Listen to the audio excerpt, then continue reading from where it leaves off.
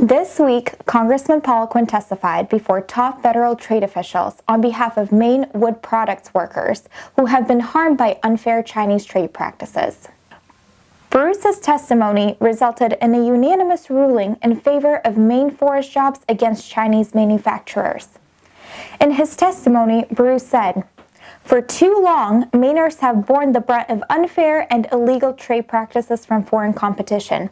In particular, Chinese manufacturers, backed by the Chinese government, have had an unfair advantage over our wood products industry, not playing by the rules."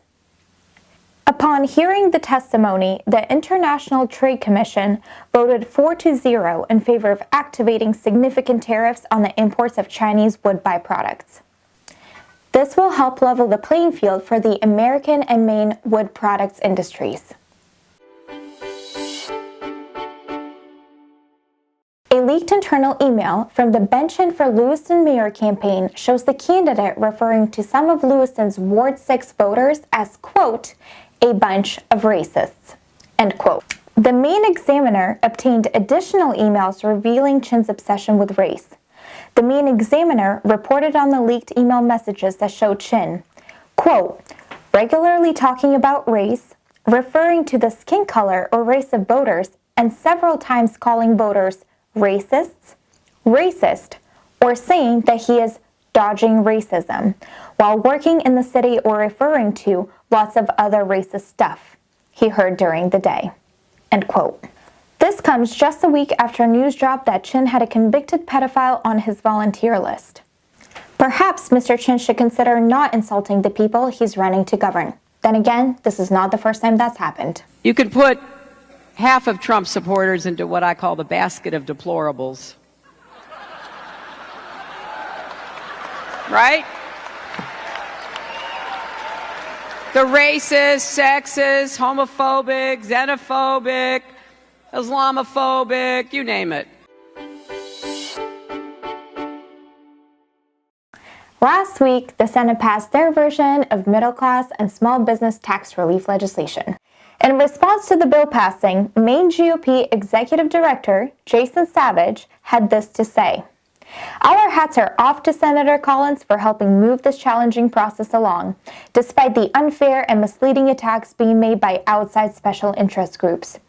The bill the Senate passed today contains many family-friendly, worker-friendly, and small business-friendly reforms, despite what dishonest critics say." Senator Collins, who has received some of this criticism from liberal organizations, had this to say in response. "A single mom with one child earning $35,000 would receive $1,100 back from the government, rather than owing income tax, which would certainly be helpful to her in making ends meet. In addition, under the Senate bill, a family with an income of $24,000 would no longer pay income tax." In response to the Senate passing its bill, Congressman Poliquin had this to say, "My colleague, Senator Collins, helped to make improvements to this proposal that I strongly support and that will benefit Maine families and small businesses, such as retaining the medical expense deduction and improving the provision dealing with historic tax credits." Maine State Senator and U.S. Senate candidate Eric Brakey made the following statement. "Angus King has reached new heights of hypocrisy in his opposition to tax reform. Refusing to work in a bipartisan manner, King obstructs with cheap Washington swamp tactics.